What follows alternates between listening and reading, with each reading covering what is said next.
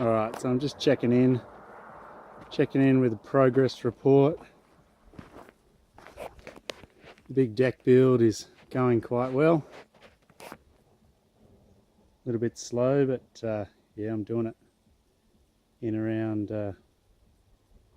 other work to earn money. But yeah, be patient, we're getting there. So yeah, we got the all the decking planks are down. That's better. I haven't trimmed the ends yet. I think I'm going to do that sort of relatively last. I'll trim the ends, put the fascia on to cover the end grain, and then do the base infill and the little trim around the edge. Put that piece of trim on there. But yeah, we got the posts up, we got the steel work up in the air, gutters on, and today by myself I just put on, had a bit of time this afternoon, I thought, bugger it, I'm going to crack on and put some sheets of tin on. So yeah, hopefully tomorrow when my carpenter gets here, we'll I think we're going to go do a tree job in the morning, and then come here in the afternoon and hopefully crack on with the rest of the roof. Then maybe on the weekend I can fiddle around putting the barge boards, yeah, doing the trim on the deck. Put some little, what am I going to do? Some little, just little mitered covers around the base of the posts, some little plinths, I don't know what they're called. Yeah, so we've got, I was going to do something sort of that size around the post, but I'm not too sure about that. I think that's a bit sort of, where is it? It's not going to stay there, is it? We'll see. I think that's a bit bulky. So what I was thinking, I might even just trim them down to about sort of this big, so the proportions between the deck thickness and then the post, deck thickness and post, I think that's a better proportion than a full deck piece. So yeah, I think I'll mess about with that sort of stuff when the roof's on and the barge boards are on. Then I'll get an idea of my eaves. Sort of the problem with these trusses is, you know, they're built inside the posts, so there's no eaves. So yeah, one of the things I'm a bit disappointed. Yeah, it's a problem when you're recycling and trying to work around old bits and pieces of what you got lying around, is often design suffers a little bit. So I would have liked to have had a sort of, you know, a nice long eave to get a sort of a Japanesey kind of proportions and balance. But I think what I've done to try and sort of recreate or mimic that is the barge. I've got some custom barge boards will fit on the ends of the purlins, and they've got quite a lot of overhang. So I think that'll give me a bit of an eave kind of look when it goes over the gutter. I haven't put the gutter on this side because the gutter this side's going to be a bit shorter because this veranda is going to be all replaced. Haven't quite decided how those two are gonna meet yet, but we'll figure that out when we get there. But yeah, I had a very interesting question on a very good question from a subscriber last night this morning when I posted last night's video about the deck. Sort of asking why, you know, me owning a Lucas mill and milling up a lot of timber, why I'm buying lumber and buying decking. So yeah, good question. One of the reasons for that, there's a couple of reasons. I've been planning this big deck for a while, and I've been looking for timber to use, so I could use just some rough sawn decking, 6x1s or something of my own material.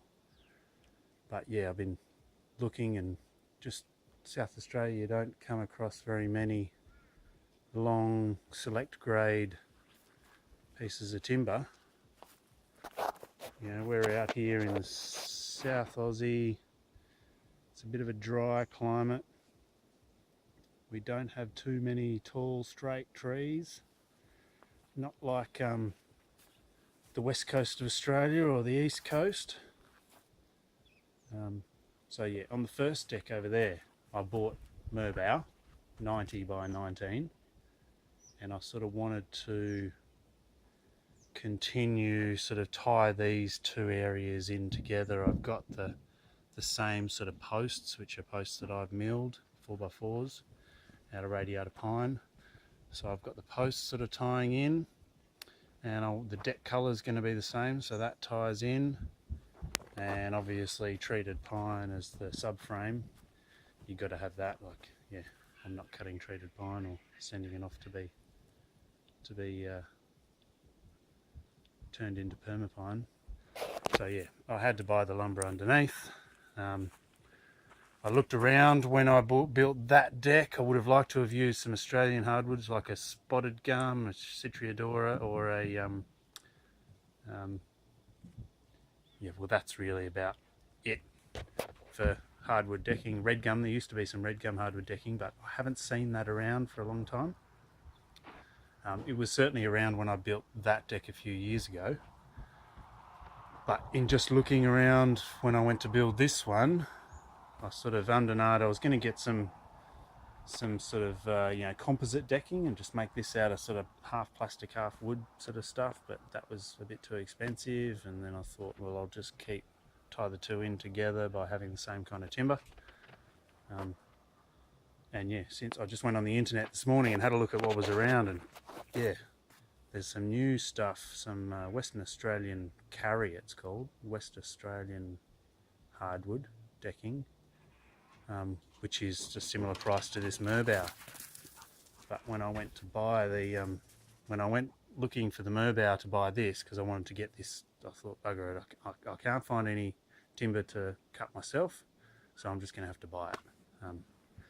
And I looked around, and the best quality stuff I found was this Merbau. The spotted gum, the Queensland spotted gum, at the time when I was looking for this, was quite a lot more expensive. Like, this is about $7.80 a linear metre for the 140 by 19, and the Queensland stuff was $10 a linear metre, $10 something. I since looked this morning, and the Queensland hardwood's come down a bit, and there's now this West Australian Carry stuff, which looks really nice, in 135 by 19, and that's about $7 a linear metre, $7.80 or something, same as this. So maybe if I'd seen that stuff when I bought all this Merbau, I maybe would have gone with some Australian hardwood. But I think it's done now. At least it ties in with that one. And yeah, I think it looks pretty good. The Merbau is quite easy to work with. It's not that hard, and it comes up really nice when you oil it. Then when you clean it off and oil it again, just oil it every couple of years and it stays around for a long time. So yeah, that's the answer to that question. In South Australia, there's not massive amounts of big tall timber for us to work with. Not like in the Queensland, Victoria, Southeast, and Western Australia, where all the big timber is. But yeah, whenever I find big red gum that's of any quality, rather than you know, there's sort of basically two grades. It ends up as landscape grade or furniture grade. So if you find some furniture grade red gum, that's what you use it for, is furniture. A bit higher value than turning it into decking. There we go. Sun's setting on another day. Cool. Alright, I'm going to stop gas bagging, and yeah, hopefully she's getting near completion, and maybe this weekend I'll have the finished product video. Alright, thanks for watching. If you like my some of my series or the videos you see on the Forest Floor Enterprises YouTube channel, please like, subscribe. If you don't like it, if it's not for you, bugger off, whatever. Alright, catch you later people, see ya. Oh, there's James.